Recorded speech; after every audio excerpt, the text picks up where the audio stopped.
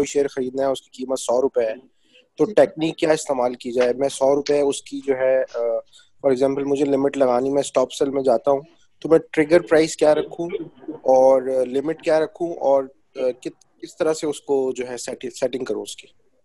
उसकी सेटिंग होता है ना, 10 पैसे का आप फर्क रखें ना बीच में, 10 रुपीज का फर्क रखें। यानी ट्रिगर प्राइस में अगर वो आपने कितने रुपए पर लगाना है, 100 रुपए पर लगाना है, तो ट्रिगर में आप फॉर एग्जाम्पल शेयर 100 रुपए मुझे लगाना है, इस पे लेना है। 100 रुपए पर लगाना है या क्या करना है, लिया आपने स्टॉक ये नहीं, वाला? बाय करना है, बाय मेरे पास नहीं है, बाय करना है मुझे। 100 रुपए पर जो है ना, आपने ट्रिगर प्राइस में 100 लिखे और जो नीचे वाली प्राइस है लिमिट प्राइस 10 पैसे ऊपर लिखे, यानी 100 रुपया 10 पैसा। तो आप इसको ऑर्डर एग्जीक्यूट हो जाएगा आपका। ट्रिगर प्राइस और लिमिट क्या लगाऊं उसकी पर? लिमिट 10 पैसे के फर्क से ऊपर लगाएं, अगर वो एक्सेप्ट करता है तो फिर इसको चेंज कर ले, यानी 10 पैसे ऊपर लगाएं, दूसरे पैसे नीचे लगाएं, 100 रुपया नीचे लगाएं। बाज़ औक़ात ये होता है कि ऊपर यानी कम लगाने पड़ते हैं, नीचे ज्यादा लगाने पड़ते हैं, और बाज़ औक़ात ऊपर ज्यादा नीचे कम। 10 पैसे के फर्क से आप लगा दें इसको बस। नहीं, ये चीज क्लियर नहीं है। कल आपने बताया था और कि जो है आप जो है अगर 100 रुपए का शेयर खरीदना चाह रहे हैं तो आप 97 पे उसकी 3% कम पे उसकी वो लगाएं स्टॉप फिर लॉस क्यों के नहीं वो, आया? ताकि आपको नुकसान पे बिक जाए, और फिर आप उसकी जो है ट्रिगर प्राइस उसके बीच में लगाएं। ऐसा कुछ था, मैं सही समझ नहीं पा रहा शायद। मसलन ये ना, आपने शेयर कितने रुपए का खरीदा हुआ है? अभी जैसे मेरे पास 100 रुपए का शेयर मौजूद है, 100 रुपए का मौजूद है, तो अभी उसका रेट क्या चल रहा है? 105। तो यहाँ पर जो है ना, आप स्टॉप लॉस लगाएं तकरीबन 102 रुपए पर। ठीक है? बाय पे लगेगा, सेल नहीं पे, नहीं नहीं सेल नहीं, पे लगेगा? 100 रुपए पर तो आपने खरीदा हुआ है ना। जी। आप उसको बेचना चाह रहे हैं, 100 रुपए पर आपने खरीदा हुआ है, आप इसको बेचना चाह रहे हैं, अभी उसका रेट 105 चल रहा है। तो आपको ये लग रहा है कि मैं 105 पर अगर उसको सेल करूंगा ये मजीद ऊपर ना चला जाए। तो इसका तरीकाकार ये है कि आप 102 पर जो है आप स्टॉप लॉस लगाएं इसका। ठीक है, सेल्फ स्टॉप लॉस लगाएं 102 रुपए पर। तो ट्रिगर प्राइस में आप 102 लिखें और लिमिट प्राइस में 102.10 पैसे जो है आप लिखें उसमें। फिर आप इसको एग्जीक्यूट कर दें। अगर तो वो 105 से 102 तक नहीं आता फिर तो वो बिकेगा नहीं आपका स्टॉक ना। अगर 102 आ जाता है तो वो फिर स्टॉक आपका बिक जाएगा ये। तो बाज़ औक़ात ये होता है कि वो नीचे नहीं आता, वो मजीद ऊपर चला जाता है, तो इसको जाने दें ऊपर, तो साथ साथ अपना स्टॉप लॉस भी इसी तरह आप ऊपर करते रहे। जैसे लास्ट टाइम मैंने नेट स्टोर का वो भाई को बताया।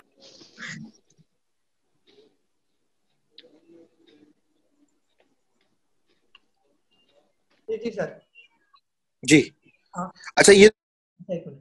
तो यानी इस तरह फिर हम लोग स्टॉप लॉस लगाते हैं। जैसे वो हमारे साथ आ गए लाइन में इदरीस भाई, तो इदरीस भाई को कल नेट सोल का भी मैंने ये बताया था कि आप जो जो नेट सोल ऊपर जाता जाए आप ही अपना स्टॉप लॉस ऊपर करते जाएं। तो आज अभी तक ऊपर लॉक लगा होगा तो इन्होंने पीछे रखा होगा अपना स्टॉप लॉस। तो इस तरह आप जो जो वो ऊपर जा रहा है आप उसके पीछे चोरी चोरी छुपके छुपके साथ साथ जाते जाए ऊपर, जहाँ जहाँ तक ये जा रहा है आपको लेके जा रहा है, तो कमाते जाए इससे प्रॉफिट। अच्छा, ये तो वो हो गया जो शेयर्स है मौजूद। अगर शेयर्स मौजूद नहीं है और हमें बाय करने, तो उस वक्त बाय बाय स्टॉप लगेगा? जी जी सर। बाय जी जी सारी बात है, उस पर बाई लगेगा। आपके पास स्टॉक नहीं है तो आप उसको बाय करना चाह रहे हैं ना, सेल तो नहीं लगा सकते ना आप। ठीक है। ठीक है जी। कोई और किसी का म्यूट ओपन, या अपना माइक ओपन करके आप सवाल पूछ सकते हैं एक एक करके। अस्सलाम वालेकुम काजी साहब। जी जी वालेकुम सलाम। सर, ये तो जो बेसिक चीज़ें हैं कि स्टॉप लॉस कैसे लगाना है, बाय का कैसे लगाना है, सेल का कैसे लगाना है, इनका तो मुझे आइडिया है। मैं जो है ना वो टेक्निकल एनालिसिस जो है ना वो सीखना चाहता हूँ। तो आप इसमें क्या गाइड करेंगे कि कैसे जो है ना वो टेक्निकल एनालिसिस को जो है ना वो इम्प्रूव करें? उसके लिए तो फिर आपको प्रैक्टिस करनी पड़ेगी ना। डिफरेंट वेबसाइट्स हैं, अपने टेक्निकल्स लॉन्ग टर्म के लिए देखने हैं, शॉर्ट टर्म के लिए, स्विंग ट्रेडिंग के लिए आपने देखने हैं, वो तो आपको एक एक स्टेप के साथ सीखना पड़ेगा सारा कुछ ना, तब ये आप लोग सीखेंगे ये। नहीं, वो करनी तो स्विंग ट्रेडिंग ही होती है, क्योंकि बहुत शॉर्ट टर्म में जो है ना वो ब्लड प्रेशर ही बढ़ता है, और लॉन्ग टर्म में जो है ना मार्केट आपको समझ नहीं आने देती कि मार्केट कहाँ जा रही है, कहीं भी चली जाती है। कभी फिर आपको पता है 42 से जो है ना वो 28,000 पे भी आ जाती है। तो लॉन्ग टर्म तो किया नहीं जा सकता। सिर्फ स्विंग ट्रेडिंग ही होती है कि जहां से जो है ना वो स्विंग ले, स्विंग लो से जाके स्विंग हाई पे सेल करके निकल जाए। जी जी। तो इसको जो है ना इम्प्रूव करना है, कुछ स्ट्रेटजी वगैरह आप अगर कुछ शेयर कर दें जिससे जो है ना वो मतलब एंट्री और एग्जिट जो है ना वो ज्यादा बेहतर बनाई जा सके। उसमें फिर ये होता है ना कि डिफरेंट इंडिकेटर्स है इसके, वो फिर आपको सीखने पड़ेंगे प्रॉपर। जो हमारी जनरल मैंने काफी वेबसाइट से जो जी आप जी मैंने काफी सारे सीखे थे, RSI, MACD, बोलिंजर बैंड्स, जी इसके अलावा मूविंग एवरेजेस वगैरह। तो ठीक बस है, काफी सारी चीजें मैंने सीखी थी। तो बस उसको अप्लाई करें और काम चलाएं अपना, यही है सब कुछ और क्या। और अपना थोड़ा तजर्बा और अपना एक्सपीरियंस इस्तेमाल करें तो इसी तरह ही बंदा सीखता है और इसी से ही आप आगे चलेंगे ये। मैं एक्चुअली ये चाह रहा था कि अगर आपके पास जैसे अब मैं अगर एक शेयर बाय करना या सेल करना ना, मैं उस पर एक मॉडल अप्लाई करता हूँ कि ये जो पैरामीटर्स या ये एक एरिया वैल्यू बने तो मैं इसमें एंट्री या एग्जिट करूँ। तो आप कोई ऐसी स्ट्रेटजी जो है ना वो अगर मेरे साथ शेयर करते हैं तो बंदा जो है ना वो बहुत ताबेदार होगा। ना वो चले, वो जब स्पेशल कोई सेशन होगा उसमें प्रॉपर आपको जो है ना ग्राफ की मदद से फिर मैं समझाऊंगा। इवन के इस जो है ना आज के सेशन के लास्ट में भी मैंने एक स्टॉक आपके लिए रखा है, उसको मैं एक्सप्लेन करूंगा टेक्निकल के लिहाज से। फिर आप देख लीजिएगा कि मैंने किन किन चीज़ों को हाईलाइट किया है और क्यों मैं उसको रिकमेंड करूंगा फिर।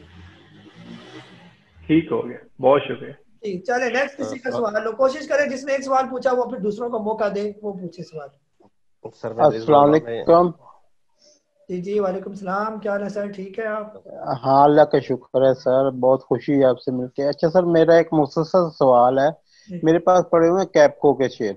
जी जी तो मसला ये है कि अब मेरा जो है ना उसके साथ लिंक जो बैंक अकाउंट है ना वो मेरा सैलरी अकाउंट है। तो जी मैं डिविडेंड नहीं लेना चाहता उसमें। मुझे एक दोस्त ने बताया था अगर आप डिविडेंड ना भी अवेल करें ना तो एक और तरह से ना आप उससे डिविडेंड के बराबर ही बेनिफिट ले लेते हैं। यानी कि जब एक्स डेट अनाउंस हो तो उससे पहले उसको सेल कर दें, बाद में परचेज कर ले। जब मैं वर्चुअली डिमॉन्स्ट्रेट कर रहा होता हूँ ना जेन में, मुझे कोई क्लियर नहीं कंसेप्ट लग रहा। सर जरा आप जरा गाइड कर दीजिए। सर सिंपल सी बात यह है कि डिविडेंड से एक दिन पहले जो इसकी एक्स डेट है आप उसको बेच दे तो आपको डिविडेंड नहीं मिलेगा, फिर वो प्रॉफिट भी नहीं मिलेगा आपको, बस वो जो रेट है उसी पर आपका वो बिकेगा। ये तो सिंपल सी चीज है, इसमें इतनी साइंस है ही नहीं। नहीं, वो दोस्त कह रहा था कि उतना ही जितना आपको डिविडेंड मिलता है ना उतना को बेनिफिट आपको नहीं इधर नहीं से नहीं, अगर ना ही बेचे ना पहले से। हाँ बस वही है, उतना थोड़ा बहुत ही बेनिफिट मिलेगा क्योंकि एक्स के बाद वो थोड़ा नीचे से ओपन होता है ना, तो वो अपने लिहाज से ठीक ही जी कह रहा जी। है ये।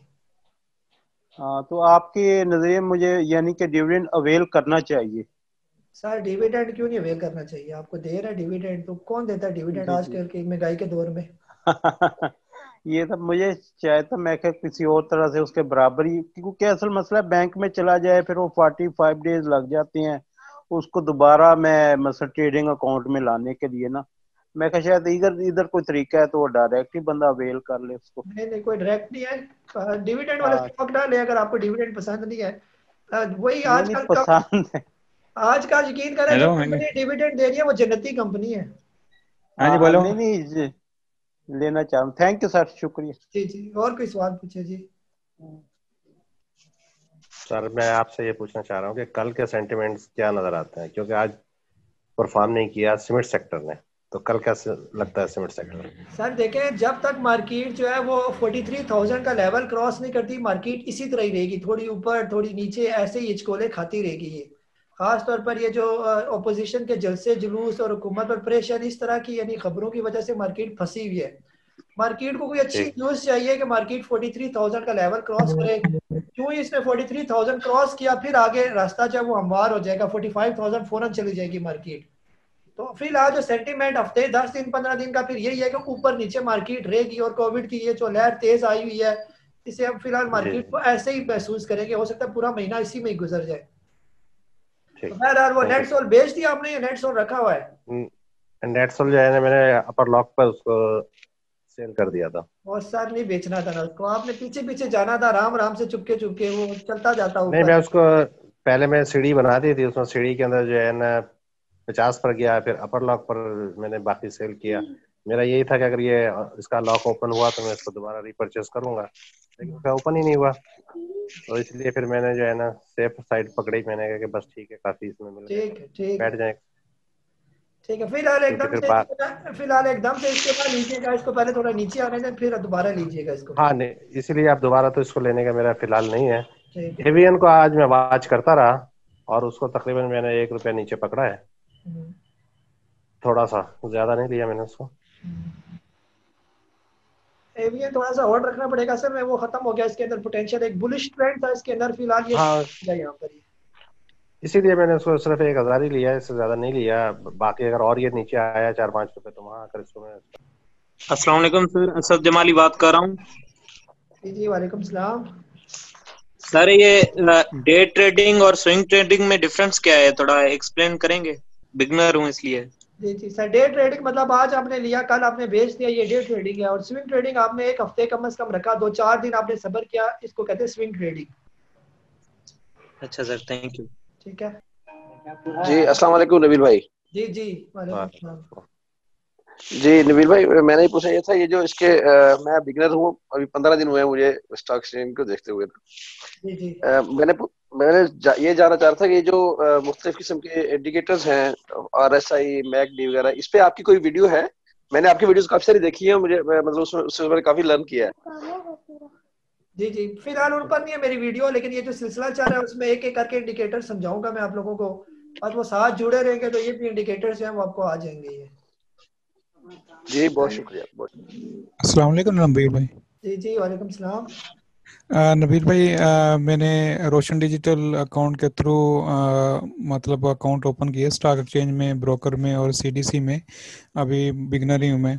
तो अभी मैं शेयर बाय करने के लिए वैसे मैं ट्राई कर रहा था, तो उन्होंने बोला कि अब मैं सिर्फ शरिया वाच के अंदर जाके बाय कर सकता हूँ। NP नॉन रेजिडेंस के लिए शरिया वाच है, तो उधर कंपनीज की ज़्यादा लिस्ट नहीं है, उधर ज़्यादा ऑप्शन नहीं है। इसके बारे में कुछ बताइए कैसे होगा ये? सर वो आपने मिजान बैंक के थ्रू खुलवाया फिर ये?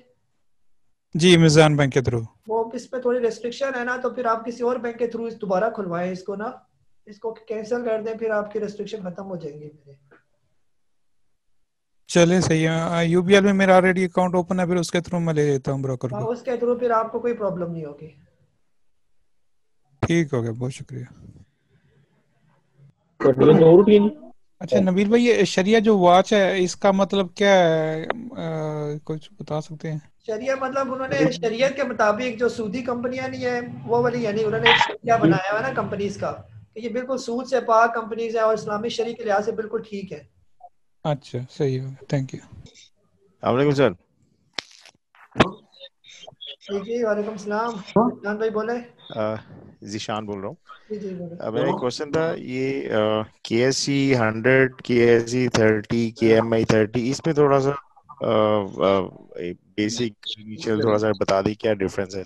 असल में मेरी वीडियो आएगी ना, असल में इस तरह होता है ना कि पहले टोटल 30 ही कंपनियां थी हमारे इस पूरे स्टॉक एक्सचेंज में ना, तो उसको KSE 30 भी कहते थे ये। फिर ऐसा कंपनियां बड़ी 100 कंपनियां डाली, इसको KSE 100 में कर दिया उन्होंने।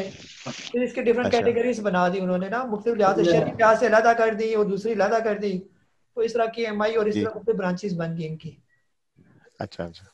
एक्चुअली मैंने 1-2 वीडियो और भी कहीं पे दूसरे चैनल्स पे देखी थी, वो बोले थे कि ये जो बिगनर्स हैं वो KSE 30 या KMI 30 उनके लिए बेस्ट है, तो उसमें डील करें। तो इस पे थोड़ा सा आप एडवाइस कर दें, क्या ये सही है? नहीं सर, वैसे ही उन्होंने किसी ने मजाक ही किया आपके साथ। अच्छा ठीक है, थैंक यू। हाँ कैसे हैं भाई साहब, खैरियत है? ठीक ठाक। ये मैं ये पूछ रहा था, ये टेक्सटाइल में जो है ना, टेक्सटाइल में कोई ऐसे शेयर हो जिस तरह, मतलब ये गुल अहमद हो गया या NL हो गया या और इस तरह, तो इसमें बड़े अच्छे कहते हैं इनको ऑर्डर मिले हैं और ये आगे चलेंगे, तो इसके बारे में क्या आप राय देते हैं? जी टेक्सटाइल सेक्टर जो है बहुत अच्छा है, यानी कि आगे उनका स्कोप बहुत है, यानी उठेंगे ये सारे शेयर्स ना। लेकिन वो एक वही कंपनी आप लें जिनमें प्रॉफिट जा रहे हैं, तो प्रॉफिट पर फिर आपको सर्च करनी पड़ेगी कौन सी कंपनी अच्छी प्रॉफिट में जा रही है। तो मैंने आपको जो सजेशन दी थी गुल अहमद का, वो ले जी। टेक्सटाइल में जो है ना गुल अहमद मैंने रिकमेंड किया था। अगर आपको गुल अहमद 32 रुपए में, 30 रुपए में इसमें कहीं मिल जाता है तो बिल्कुल आप जो है ना उसको उठा लेंगे। सर TRG के बारे में बता दें, ये क्या है? TRG जो है ना, TRG ऑलरेडी बहुत हाई रेट पर चल रहा है ना, ये ऑल टाइम हाई पर है अपने 52 ईयर्स पर। तो फिलहाल इसको लेना यानी बहुत खतरनाक है। अगर आप इसको लें तो लाजमी जो है स्टॉप लॉस साथ लगाएं, क्योंकि ये किसी भी टाइम जब ये रिवर्स करेगा, या हो सकता है ये कोई डिविडेंड दे 25-30 रुपए का, 20 रुपए का, या कोई बोनस दे, तो एकदम से फिर ये नीचे आ जाएगा ये फिर। सर 1-2 दिन पहले मैंने 73 पे इसको शॉर्ट किया हुआ था, अभी आज जो ऊपर चला गया स्टॉप लॉस नहीं लगाया था, थोड़ा होल्ड रखे अभी। शॉर्ट किया हुआ ऊपर चला गया तो मजीद ऊपर गया तो फिर तो आपको नुकसान देगा ना ये।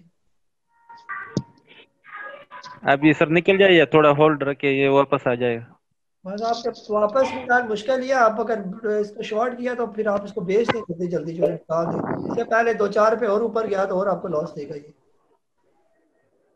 सर मैं ये कह रहा था नबील भाई, जी नबील भाई, कल आपने भी कहा रिक्वेस्ट था कि की थी पीपीएल आपसे। और ओजीडीसीएल से दूर रहें जो सरकारी कंपनियां हैं, तो इसकी जगह पे पीओएल की डिटेल डाल दें। जी नबील भाई, मैं ये कह रहा था कि एसएनजीपीएल, आपने कहा पीपीएल और ओजीडीसीएल वगैरह से दूर हैं सरकारी कंपनियां, कैपको इनमें इश्यूज चल रहे हैं, इसकी जगह पे पीओएल में चले जाएं। तो मेरे पास पीपीएल, ओजीडीसीएल और कैपको है, मैं इनको फिर डिस्पोज ऑफ कर दूं और पीओएल में एंट्री डाल दूं? सर इसके अंदर डाल दें, आप फायदे में रहेंगे। पीओएल बहुत अच्छा शेयर है, आपको हर साल 100 रुपए का डिविडेंड भी ये देता है और ये 500-600 रुपए का भी हो जाएगा। कैपिटल भी गेन होगा, डिविडेंड भी आपको देगा अच्छा खासा।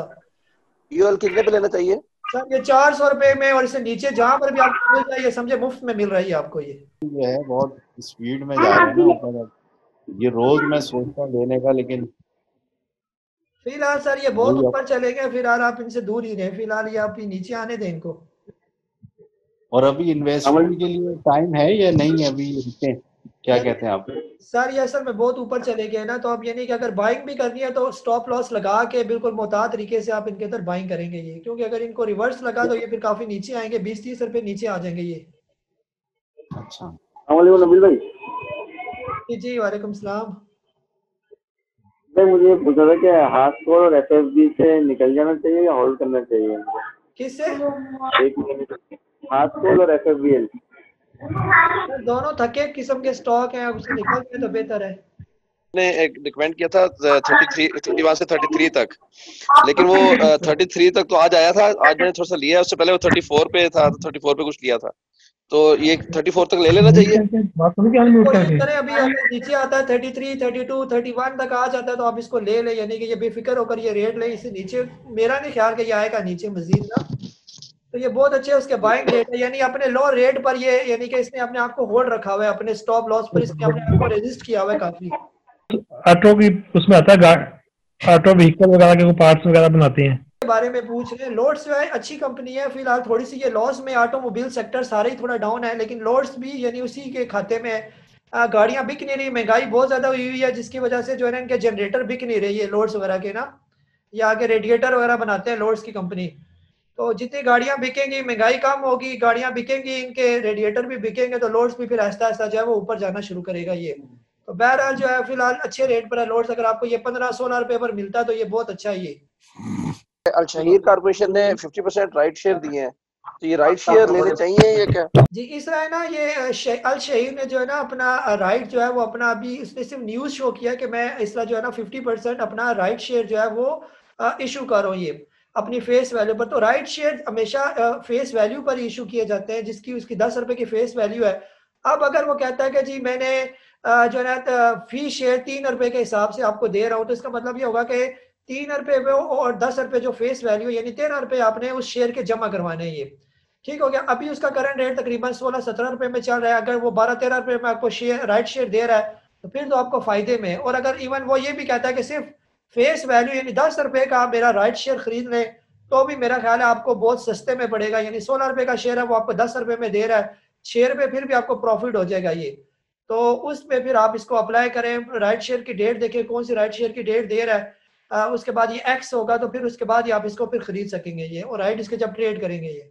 नबील भाई सीमेंट का कुछ शेयर बता दें मुझे काइंडली। सीमेंट के सारे तकरीबन अच्छे शेयर हैं जो प्रॉफिट में जा रही हैं कंपनीज। इसमें आपने लॉन्ग टर्म के लिए लेना है, शॉर्ट टर्म के लिए किस तरह यानी आप लेना चाह रहे हैं पैसे के? शॉर्ट टर्म के लिए मेरे ख्याल को 4 से 5 महीने के लिए। 4 से 5 महीने बस इंतजार करें। डीजी सीमेंट अगर आपके 9 रुपए पर आ जाता है तो आप इसको ले लें। पायनियर सीमेंट 70-80 रुपए में आ जाए तो आप इसको ले लें। फिलहाल तो ये ऊपर है काफी।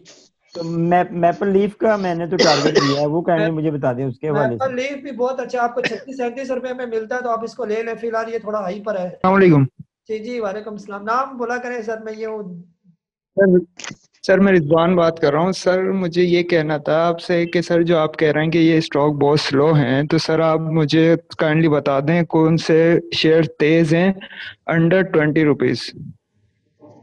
तेज और स्लो यानी क्या मतलब? मैं समझा नहीं हूँ आपकी बात। क्या तेज है क्या स्लो है? नहीं, जो सर आप कह रहे हैं ना कि नहीं, मैं जैसे तो आपने रुका था अभी ना। एक भाई ने पूछा था एफएफएल, मैं जो एफएफबीएल वो है जो स्टॉक है वो तुम्हारे बहुत स्लो है, थका हुआ स्टॉक है। कि वो थका जो है ना वो बीटा वैल्यूज देखा करे ना किसी भी कंपनी की, और वो देखा करें कि कोई किसी पर जो है ना लोड तो नहीं है, जैसे ये एसएनजीपी हो गया, एसएसजीसी, ये सारे सर्कुलर डेट वाले हैं, इनके चंगे भले कर्जे जी चढ़े हुए हैं जी इन पर, जो इन्होंने पे करने हैं, ये जिस जी वजह जी से ये सर। फंसे हुए हैं सारे। जी जी सर सर। मैं आपसे ये कहना चाह रहा हूँ कि हम थैंक यू सब सर, थैंक यू। बिगिनर हैं, तो लेकिन ये बिगिनर वाली बात तो कर नहीं रहे कि बस ये बता दें कि ये खरीद लें। अब जैसे आप इनसे कह रहे हैं कि इनकी सर्च करें, इसकी साइट पर जाकर देखा करें, तो कम से कम आप इनसे पूछें आपने किस तरह उसे चेक किया है। असल चीज तो सीखना ये मकसद है, लेकिन ये बता दें मैं ये ले लूं, मैं ये बता दें ये ले लूं, इस तरह ये लॉस ही करते रहेंगे। प्लस ये जो है ना, अभी एक आदमी ने कोई शॉर्ट सेल भी की है शायद टीआरजी की। भाईजान अभी बिगनर में आप शॉर्ट सेलों में चले गए तो फिर तो आप बिल्कुल खाली हो जाएंगे, कुछ भी नहीं बचेगा। असल चीज तो आपने सीखनी है, यहाँ से इनसे सीखें कि भाई मैंने वहां पे साइट पर जाकर खोली, मुझसे वो नहीं खुली, मुझे नहीं पता चला कि अच्छा बावन वीक क्या होते हैं, ये इस तरह की चीजें थोड़ा अच्छा थोड़ा सा इनको जो है ना एक लेसन दिया करें और अगले दिन जवाब लिया करें। अच्छा चलो, इस तरह है ना, आखिरी तकरीबन 5 मिनट रह गए ना, अब आप लोगों को मैं म्यूट करूं, मैं आपके साथ एक शेयर जो है ना वो शेयर करना चाहता हूं, यानी कि मैंने स्टॉक ढूंढा है आप लोगों के लिए, अगर आपको बेहतर लगे आप उसके अंदर बाइंग कर सकते हैं ये। ठीक सर ठीक। सर सर सर काजी साहब, मैं कोशिश करता हूँ कि ये यहाँ से कहीं से निकल ही आइए। काजी साहब सिर्फ एक आखिरी सवाल बस, जी जी बोले। सिर्फ लास्ट सवाल है। ये राइट्स कंपनी अनाउंस करती है, जैसे फॉर एग्जांपल अभी एएससी ने राइट्स अनाउंस किए हैं, तो मुझे सिर्फ ये बता दीजिए कि जब कंपनी राइट्स अनाउंस करती है, नंबर ऑफ शेयर बढ़ जाते हैं, तो इसका जो कंपनी की शेयर प्राइस है उस पर क्या इफेक्ट आता है, और वो लॉन्ग टर्म में क्या होता है इफेक्ट, और शॉर्ट टर्म में उसका इफेक्ट क्या आता है? क्योंकि कंपनी रेवेन्यू तो जनरेट कर लेती है राइट से, लेकिन एक्चुअली नंबर ऑफ शेयर तो ज्यादा हो जाते हैं, तो इसका इफेक्ट क्या आता है? सर असल में जब कंपनी को पैसे चाहिए होते हैं ना, तो वो आपसे जो है ना वो थोड़े उस पैसे लेने के लिए जो है ना वो राइट जो है ना वो अनाउंस करती है कंपनी ना।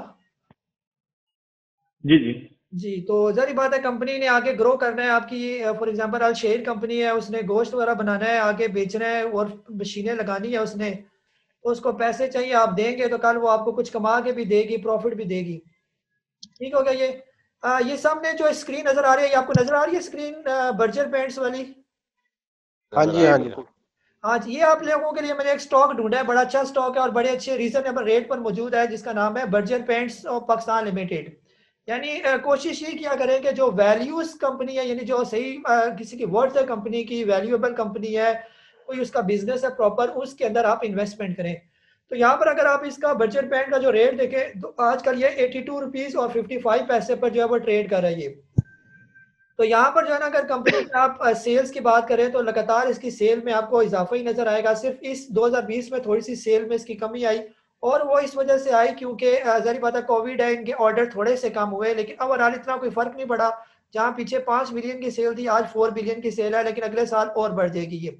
फिर इसमें लास्ट में आप देखें प्रॉफिट आफ्टर टैक्स, यानी ये कंपनी अभी भी इस साल पूरे प्रॉफिट में ही रही है बर्जर पेंट्स। और राइट साइड पर आपको ये ग्रीन कलर के ये जो नजर आ रहे हैं राइट साइड पर, ये इसकी अर्निंग पर शेयर है ये।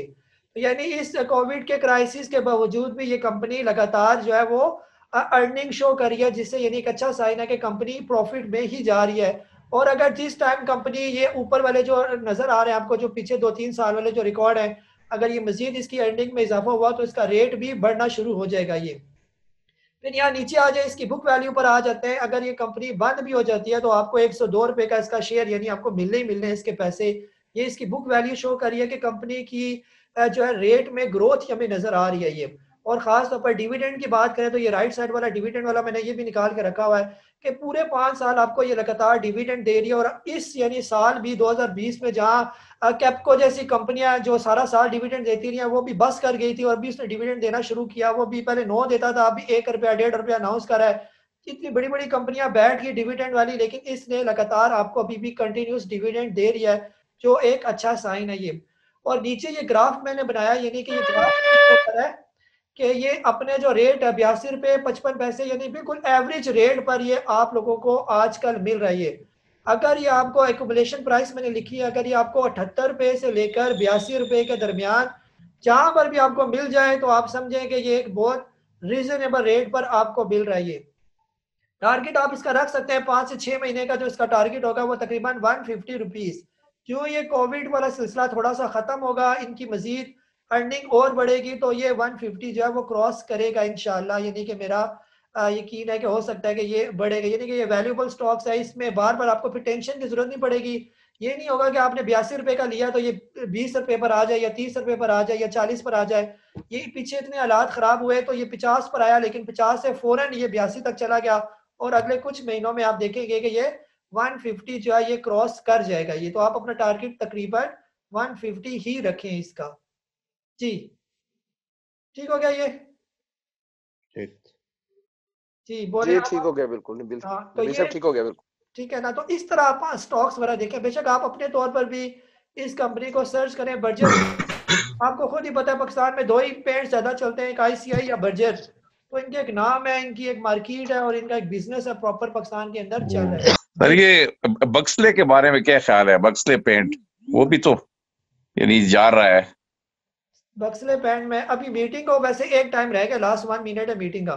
ठीक है, मैं बक्सले पेंट आपको जल्दी जरा हल्का सा बता देता हूँ कि बक्सले का क्या मसला है, क्यों नहीं ऊपर जा रही है या क्या सीन है इसका।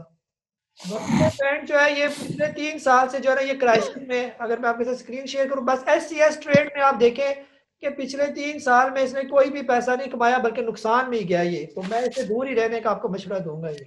अच्छा जी, जज़ाकल्लाह।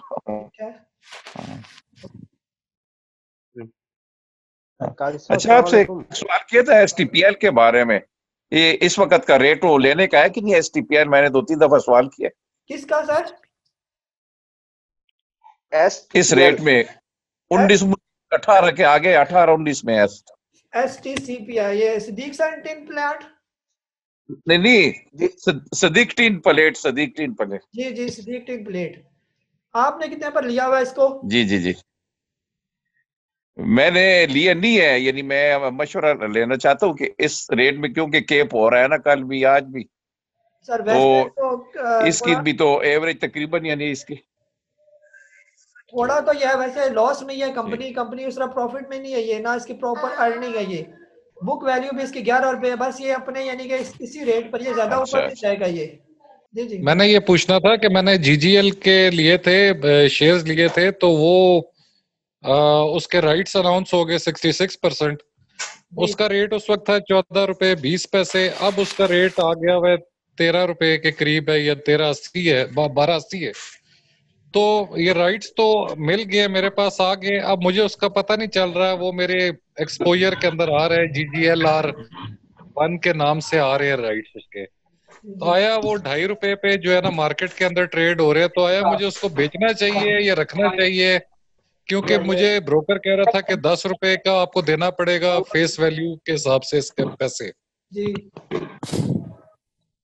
जी तो वो फिर महंगा पड़ेगा ना, आप उसको फेस वैल्यू के हिसाब से देंगे तो वो तो मार्केट में भी आपको इतने का ही मिल रहा है ना। जी बिल्कुल ऐसा ही है। फिर आप बस उसको बेच दें और क्या पैसे जमा कराएंगे उसके राइट से पहले उसको बंद बेच दें जो इसकी एक्स डेट है ना। अच्छा ये नबील भाई ये फौजी सीमेंट जो अभी डिप के बारे में, फौजी सीमेंट चल ही नहीं रहा है, ये इसका क्या मसला है? सर ये सीमेंट सारी चल रही है, फौजी सीमेंट नहीं चल रहा। सर जब हम बंद इसको बेचेंगे तो फिर ये चलना शुरू कर देगा ये ना। जी कोई अच्छा शेयर जो आजकल डिप पे हो इसके अलावा? ये फौजी सीमेंट अच्छा स्टॉक है सर, में थोड़ी सी जो है ना इसकी अर्निंग थोड़ी कम इसने शो की थी, बस ऐसा था सीमेंट चढ़ेगा सारा, फौजी भी ऊपर जाएगा ये। तो फौजी सीमेंट अच्छा स्टॉक है, आप इसको लेके रख लें। कितने का लिया हुआ आपने? लिया नहीं है, यही मशहूर है कि ले लें इस रेट में या नहीं, फौजी सीमेंट क्योंकि ये तो ऐसा थका हुआ शेयर है, बस लेके पड़ा रहता है और चलता ही नहीं।